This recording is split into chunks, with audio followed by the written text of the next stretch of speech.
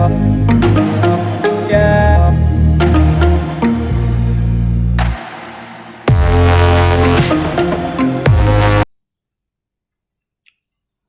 Friends, నేను ఈరోజు మీతోటి మరొక అద్భుతమైనటువంటి వనరు పోటీ పరీక్షలకు ఉపయోగపడే దాని గురించి మీతో చర్చిస్తాను. అదే పిఆర్ఎస్ ఇండియా. సో ఇక్కడ టైటిల్ బార్డ్లో చూడండి, PRSindia.org. సో ఇది భారతదేశంలో అనేక సంస్కరణలు ఆశిస్తున్నటువంటి ప్రముఖులైన వ్యక్తులు రూపొందించినటువంటి వెబ్సైట్. ఈ ఆర్గనైజేషన్ అనేక స్వచ్ఛంద సంస్థల నుంచి డబ్బుని పొందుతూ చాలా పకడ్బందీగా విస్తృతమైన సమాచారాన్ని భారతదేశానికి అందిస్తుంది. ఈ పరంపరలో ఇది ప్రధానంగా భారత పార్లమెంటుకు సంబంధించినటువంటి వివిధ ప్రక్రియలని అధ్యయనం చేస్తుంది. దాన్ని ఈ వెబ్సైట్ ద్వారా భారత ప్రజానీకానికి అందిస్తుంది.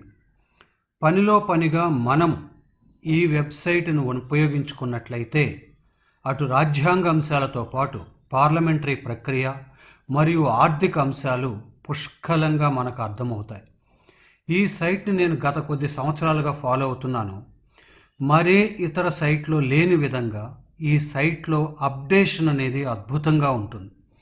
నేను ఒక పాలిటీ ఫ్యాకల్టీగా, ఒక ఎకానమీ ఫ్యాకల్టీగా, జనరల్ ఎస్ఏ ఫ్యాకల్టీగా అనేక సందర్భాల్లో ఈ వెబ్సైట్లోని సమాచారాన్ని ఇచ్చాను.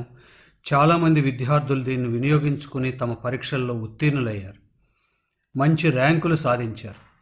సో నేను ఈ వెబ్సైట్ని పరిగణలోకి తీసుకున్నప్పుడు దీనిలో ఏ అంశాలు ఉంటాయి, అవి మన కాంపిటేటివ్ ఆస్పిరెంట్స్కి ఏ విధంగా ఉపయోగపడతాయి అనేది ముందుగా నేను మీతో చర్చిస్తాను.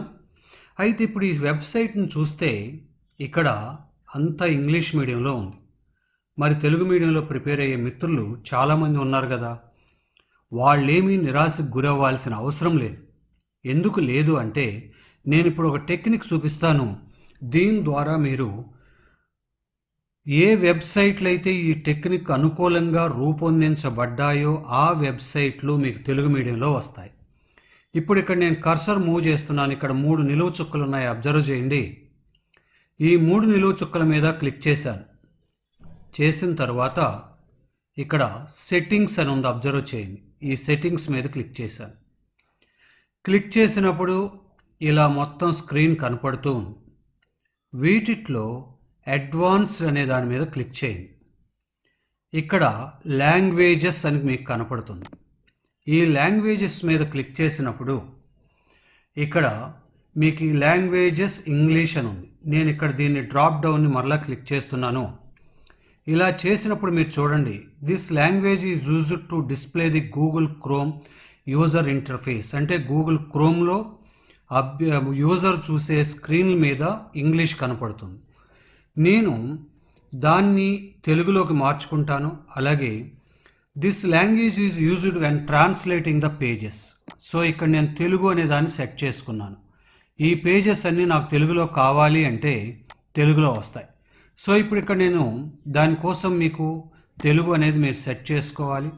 అలా సెట్ చేసుకోవాలనుకున్నప్పుడు మీరు ఇక్కడ చూడండి, display Google chrome in this language, Telugu లాంగ్వేజ్లో మార్చుకోవటం.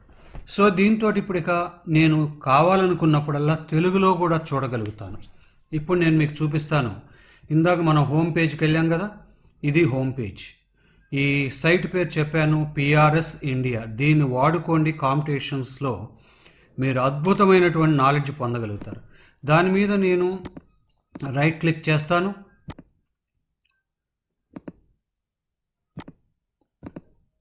రైట్ క్లిక్ చేసినప్పుడు ఇక్కడ చూడండి, ట్రాన్స్లేట్ టు తెలుగు అని ఉంది. జాగ్రత్తగా అబ్జర్వ్ చేయండి. నా కర్సర్ ఉన్న చోట translate to Telugu. Just I'm clicking on it. So ఇక్కడ మొత్తం తెలుగులోకి వెబ్సైట్ మారింది. అన్ని సైట్లు మారవండి, కొన్ని సైట్లే మారతాయి. అదే ఆ సైట్ రూపొందించిన వాళ్ళ కంపాటబిలిటీ అంటాం.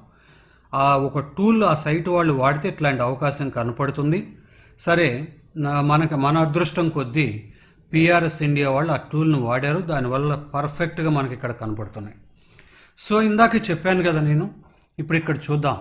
ఇక్కడ మొదటి దాంట్లో ఎంపీలు ఎమ్మెల్యేలు అని ఉంది. తర్వాత దాని డ్రాప్ డౌన్లో పార్లమెంట్ స్టేట్స్ అని ఉన్నాయి. సో మనం దీని మీద క్లిక్ చేసినప్పుడు ఈ పార్లమెంట్ అనే దాని మీద నేను క్లిక్ చేశాను. ఇప్పుడు ఇంగ్లీష్లో వచ్చింది. సో నేను దాన్ని మళ్ళా ట్రాన్స్లేట్ టు తెలుగు అని పెట్టుకుంటున్నాను. సో అయితే ఇక్కడ ఒక విషయాన్ని గమనించండి, అన్ని సైట్లు మీకు అంటే లోడ్ అవుతుంది ఇది, అన్ని సైట్లు మీకు ఇలాంటి కంపాటబిలిటీ ఉండదు. ఆ సైట్లో కూడా అన్ని పేజీలు ఉండవు. అలాగే పీడిఎఫ్ పేజీలు కూడా కన్వర్ట్ కావు, అవి తప్ప మిగతావన్నీ కూడా అవుతాయి.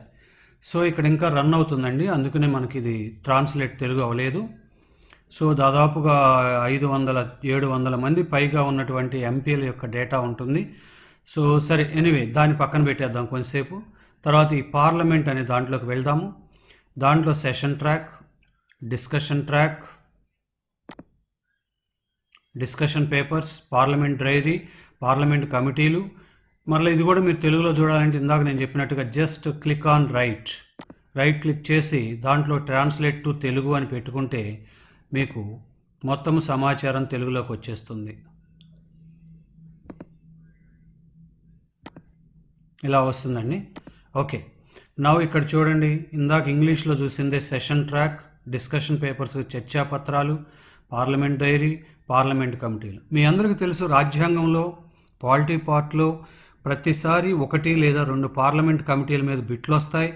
అలాగే గ్రూప్ 1 లాంటి ఎగ్జామ్లో పార్లమెంట్ కమిటీల యొక్క ప్రాధాన్యత, దాని యొక్క విశిష్టత, అవరోధాలని కూడా మన ప్రశ్నలు అడగడానికి అవకాశం ఉంటుంది. కాబట్టి మీరు ఆ పార్లమెంట్ కమిటీల గురించి కూడా దీంట్లో తీసుకోవచ్చు. అలాగే పార్లమెంట్లో ఏ విషయాలు డిస్కషన్లో ఉన్నాయి అనేది ఈ చర్చా పత్రాలు అనే దాంట్లో మీకు లభ్యమవుతాయి. మళ్ళీ నేను ఇక్కడ ట్రాన్స్లేషన్ ప్రాబ్లం ఉంది కాబట్టి వెంటనే ట్రాన్స్లేట్ టు తెలుగు అంటున్నాను. ఇలా మీకు చూడండి, పార్టీ ఫిరాయింపుల లా, ఉద్దేశము మరియు ప్రభావం. మీకు తెలుసు ఈ పార్టీ ఫిరాయింపులు అనేవి భారతదేశ రాజకీయ వ్యవస్థకి ఒక పెద్ద శనిలాగా తయారైంది. ఆ చట్టంలో ఉన్నటువంటి లోపాలను ఉపయోగించుకుంటూ మనం చూస్తున్న రాష్ట్రాల్లోనూ కేంద్రంలోనూ అనేక పార్టీల్లో గెలిచిన వారు ఇతర పార్టీల్లోకి వెళ్తున్నారు. అలాగే పార్లమెంట్ కమిటీలు వాటి ప్రభావాన్ని పెంచడం గ్రూప్ 1కి చాలా ఇంపార్టెంట్. పార్లమెంట్ మరియు ఎగ్జిక్యూటివ్ అంటే శాసన కార్యనిర్వాహక వ్యవస్థల మధ్య సంబంధాలు, శాసన న్యాయ వ్యవస్థల మధ్య సంబంధాలు, రాష్ట్రాల శాసనసభల్ని బలోపేతం చేయటం ఎలా, ఇది ఖచ్చితంగా గ్రూప్ 1 వాళ్ళకు అద్భుతమైన టాపిక్ అండి, జాగ్రత్తగా వినియోగించుకోండి. సో ఇట్లా ఎన్ని ఉన్నాయో అన్నీ ఉంటాయి దీంట్లో. కాబట్టి చర్చాపత్రాలు చదవండి, పార్లమెంట్ కమిటీలు చదవండి, అవసరమైతే కీలక గణాంకాలు కూడా చూసుకోండి. ఇక బిల్లులు చట్టాల్లోకి వెళ్దాం. పార్లమెంటు బిల్లులు, దాని మీద నేను క్లిక్ చేస్తున్నాను. చేసినప్పుడు మొత్తము పార్లమెంటులో అటు రాజ్యాంగ సవరణ బిల్లులు కావచ్చు, చట్టాలను తయారు చేసుకునేందుకు సాధారణ బిల్లులు కావచ్చు. జాగ్రత్తగా గమనించండి, చట్టాలను తయారు చేసే bills that are for the acts and bills that are for the constitutional amendments. So అవన్నీ కూడా ప్రవేశపెడతారు.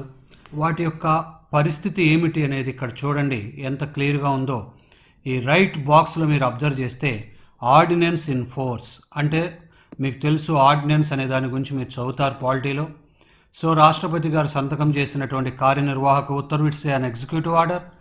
అది ఎలా ఉంది అనేది, అంటే ఇది ఎలా అమల్లోకి వచ్చింది. దీంట్లో చూస్తే ఇది homeopathy central council, the Indian medicine central council, the epidemic diseases act. ఇప్పుడు చూద్దాం ఇక్కడ ఈ ఎపిడమిక్ డిసీజెస్. ఓకే, సో ఒక్క నిమిషం అండి.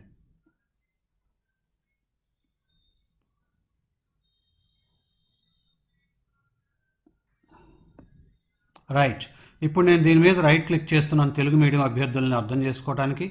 సో ట్రాన్స్లేట్ టు తెలుగు అని కొట్టాను.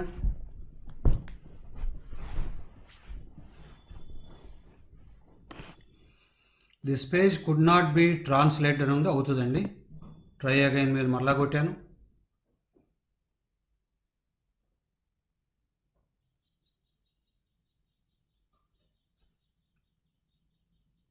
ఎస్, మీరు ఇక్కడ అబ్జర్వ్ చేయండి, ఇవన్నీ కూడా వచ్చినాయి.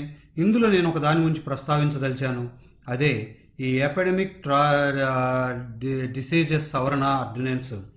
కోవిడ్ వచ్చిన తర్వాత ఇది రూపొందించబడి రాష్ట్రపతి ద్వారా ఆమోదించబడిందండి. అలాంటి ఎపిడమిక్స్ వచ్చినప్పుడు ఈ చాలా సందర్భాల్లో డాక్టర్ల మీద, నర్సుల మీద దాడులు జరుగుతున్నాయి. అటువంటి దాడుల నుంచి వాళ్ళని రక్షించేందుకు, దాడి చేసిన వారిని కఠినంగా శిక్షించేందుకు ఏం చేయాలి అనే దాన్ని ఇందులో మొత్తం ఇచ్చారు. తెలుగు మీడియం వాళ్ళైనా, ఇంగ్లీష్ మీడియం వాళ్ళైనా చక్కగా దీన్ని కాపీ పేస్ట్ చేసుకోండి, మీ డైరీల్లో చక్కగా చదువుకోండి లేదా రాసుకోండి. ఇలాంటి వాటిని మనకు ప్రశ్నలు అడగడానికి అవకాశం ఉంటుంది. అలాగే మీరు చూస్తే ఇందాక చెప్పాను, కొన్ని బిల్లులు ఉన్న చట్టాలకు సవరణలు చేయటం, కొన్ని బిల్లులు కొత్త చట్టాలను చేయటం, కొన్ని బిల్లులు రాజ్యాంగ అంశాలని సవరించటం. సో ఇలా డిఫరెంట్గా ఉంటాయి.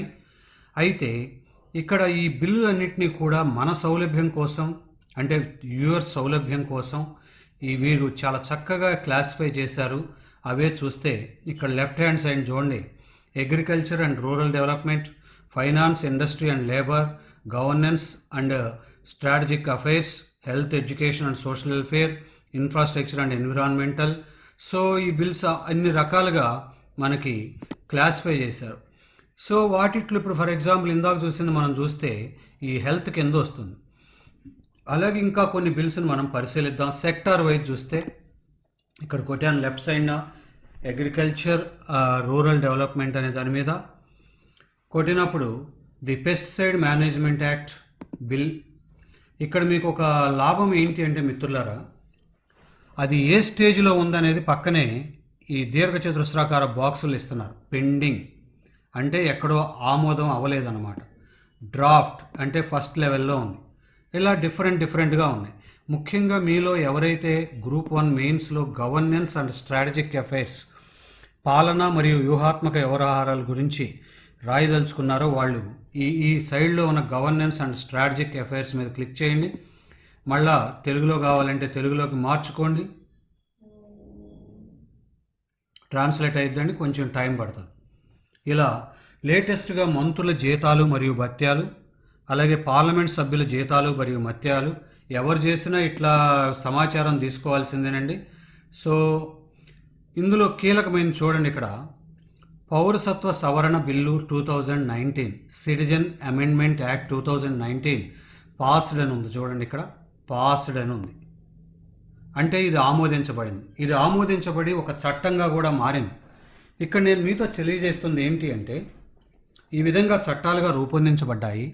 ఓకే, అయితే దాని మీద మైనార్టీ వర్గాలు పెద్ద ఎత్తున గత 4 నెలలుగా ఉద్యమాలు చేస్తున్నాయి, ఈ చట్టాన్ని తొలగించాలి అని. అప్పుడు దీని మీద మనకు ప్రశ్నలు రావడానికి అవకాశం ఉంటుంది. అలాగే ఇక్కడ వ్యక్తిగత డేటా రక్షణ బిల్లు అని ఇంకోటి ఉంది చూడండి. ఇదేంటంటే మనం బ్యాంకుల్లోనూ, ప్రభుత్వానికి, ఇతర ఏజెన్సీలకి మన ఆధారు, మన పేర్లు, మన డేట్ ఆఫ్ బర్త్ ఇవన్నీ ఇస్తున్నాం. ఆ డేటాని ఎలా ప్రొటెక్ట్ చేయాలి, ప్రొటెక్ట్ చేయకపోతే ఎటువంటి శిక్షలు వేయాలి, ఇలాంటివన్నీ వివరాలు ఉంటాయి. అలాగే ఎస్ఎన్టీకి సంబంధించి మౌలిక సదుపాయాలు మరియు పర్యావరణం. అలాగే ఇక్కడ స్ట్రైట్ అవే రాజ్యాంగ సవరణలు చూద్దాం. కాన్స్టిట్యూషనల్ అమెండ్మెంట్ బిల్స్ అంటారు. ఇవి మీరు డిఫరెంట్ సోర్సుల్లో చదివినప్పుడు తప్పులు చదవడానికి అవకాశం ఉంటుందండి. బట్ ఇక్కడ బ్యూటీనెస్ ఏంటంటే వీళ్ళు ఇచ్చేవన్నీ కూడా పర్ఫెక్ట్గా ఉంటాయి. ఇప్పుడు ఫర్ ఎగ్జాంపుల్ దీన్ని the constitution amendment bill 2019 126th amendment 126వ సవరణ పాస్డ్. తర్వాతది the constitution schedule tribes order bill lapsed, అంటే అది అంగీకరించబడలేదు, ఈ లోపల టైం అయిపోయింది. సో అలాగే 25th చూద్దాం, the constitution amendment bill 125th. So నేను దీన్ని తెలుగులోకి మారుస్తున్నానండి.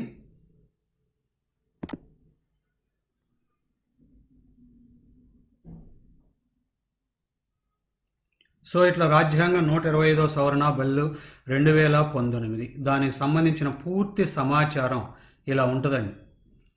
సో దీన్ని మీరంతా కూడా కాపీ పేస్ట్ చేసుకునో లేదా రాసుకునో మీకు కావాల్సినంత రాసుకోవచ్చు. ఓకే, ఫర్ ఎగ్జాంపుల్ ఇప్పుడు state finance commission, state election commission, వాటికి సంబంధించిన కొన్ని సవరణలు ఇందులో జరిగినాయి. మీరు ఇంకా సర్దికాల పుస్తకాలు చదువుతూ ఆహా నేను బాగా చదువుతున్నానని భ్రమల్లో ఉంటే మాత్రం తీవ్రంగా నష్టపోయేది మీరే అనే విషయాన్ని నేను తెలియచేస్తున్నాను. ఓకే, సో లైక్ దాట్ ఇక్కడ ఈ సవరణ బిల్లులు కూడా ఆ రాజ్యాంగపరమైనవి కూడా వరుస క్రమంలో ఉన్నాయి.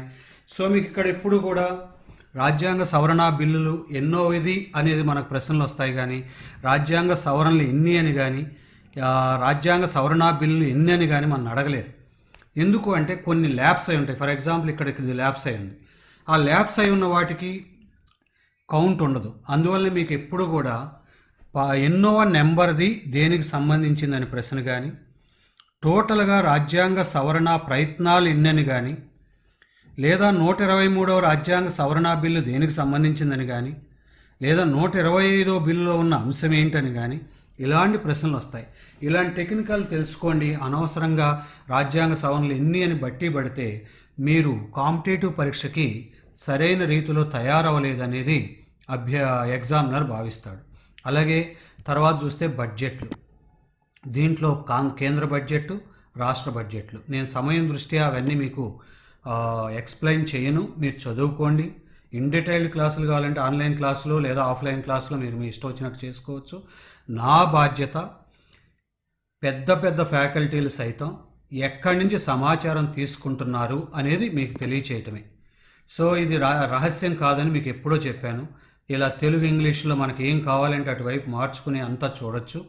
ఓకే, మొన్న సెంట్రల్ బడ్జెట్లో వ్యవసాయము మరియు రైతు సంక్షేమం, తర్వాత పెట్రోలియం మరియు సహజవాయువు, రక్షణ, ఆహారము మరియు ఇట్లా వరుసగా జరుపుకుంటే మొత్తం బడ్జెట్ని ఎన్ని రకాలుగా విడగొట్టవచ్చో అన్ని రకాలుగా విడగొట్టి మీకు సమన్వయం చేసి ఇచ్చారు. ఇక్కడ చూడండి, గ్రామీణాభివృద్ధి, ఆరోగ్యము మరియు కుటుంబ సంక్షేమం, మానవ వనరుల అభివృద్ధి, జలశక్తి, ఆహారము మరియు ప్రజా పంపిణీ. ఇవే కదండి మన ఎకానమీలో ఉన్నటువంటి టాపిక్స్ అన్నీ కూడా. వాటికి బేసిక్స్ అమలు చేసుకుని ఇలాంటి అప్డేట్స్ చదివితే మీకు పర్ఫెక్ట్ ఆన్సర్ పెట్టొస్తారు. అలాగే ఇక్కడ పాలసీస్, విధానం అన్న దగ్గర విశ్లేషణాత్మక నివేదికలు, వార్షిక విధాన సమీక్షలు, కమిటీ నివేదికలు, ఇలా మొత్తం సమాచారం ఇవ్వటం జరిగింది. ఇక ఇంతకన్నా గవర్నెన్స్ రిలేటెడ్లో ది బెస్ట్ సైట్ లేదని నేను ధైర్యంగా చెప్పగలను. ఆల్రెడీ మీకు కొన్ని సైట్లు పరిచయం చేశాను. వాటితో పాటు ఈ సైట్స్ను కూడా మీరు కరెక్ట్గా ప్రిపేర్ అయితే పర్ఫెక్ట్గా మీరు ఎగ్జామ్కి అప్ టు డేట్ తయారవుతారు. దాదాపుగా ఇప్పుడు మారిన ట్రెండ్లో 100కి 60% ప్రశ్నలు కరెంట్ అఫైర్ బేస్డ్ సబ్జెక్ట్ వస్తుంది. దాన్ని మీరు ఉపయోగించుకోవాలి. ఇక్కడ చూడండి, రాష్ట్రాల ఫైనాన్స్ ఎలా ఉంది, విద్యుత్ రంగం యొక్క స్థితిగతులు ఏంటి. విద్యుత్ రంగము అంటే నిన్న ఈనాడులో ఒక ఆర్టికల్ వచ్చిందండి. కేంద్రమే విద్యుత్తు మీద పూర్తి అధికారాన్ని తీసుకోనుంది, తీవ్రంగా వ్యతిరేకిస్తున్న తెలంగాణ ముఖ్యమంత్రి కేసీఆర్ అని బ్రహ్మాండమైన ఆర్టికల్ వచ్చింది. సో ఏమిటి ఆ విద్యుత్ అంటే, ఇప్పుడు విద్యుత్తు మీద అటు కేంద్రము నిర్ణయాలు తీసుకోవచ్చు, ఇటు రాష్ట్రాలు నిర్ణయాలు తీసుకోవచ్చు. ఓకే, అయితే ఇలాంటి దానికంటే విద్యుత్తు మొత్తాన్ని కేంద్రం తన కంట్రోల్లో పెట్టుకోవాలనుకుంటుంది. అందుకోసం ఒక సవరణ కూడా తీసుకొచ్చింది. ఆ సవరణ కనుక ఆమోదించబడితే రాష్ట్రాలు తమ హక్కుల్ని కోల్పోతాయనేది విశ్లేషకుల యొక్క అభిప్రాయం. రైట్, అప్పుడు ప్రతి విద్యుత్ విషయానికి కేంద్రం పైన రాష్ట్రాలు ఆధారపడాల్సి ఉంటుంది. దాన్ని స్వతంత్ర భావాలు కలిగిన ముఖ్యమంత్రులు తిరస్కరిస్తూ వస్తున్నారు. ఆ కాంటెక్స్ట్లో మనం ఈ విద్యుత్ బిల్లు అనే దాన్ని ఒకదాన్ని చూసుకోండి. ఎందుకంటే మీకు ఏ ఎకానమీలైనా, పర్టికులర్లీ ఏపీ ఎకానమీ లాంటి దాంట్లో విద్యుత్తు పరంగా ఒక చాప్టర్ ఇవ్వటం జరిగింది, శక్తి వనరులు అని. అందువల్ల చూసుకోండి. అలాగే ఇక్కడ చూడండి, the major port authorities bill, ఇది కూడా ఇప్పుడు వార్తల్లో ఉందండి. దీని గురించి కూడా మీరు చూసుకోండి.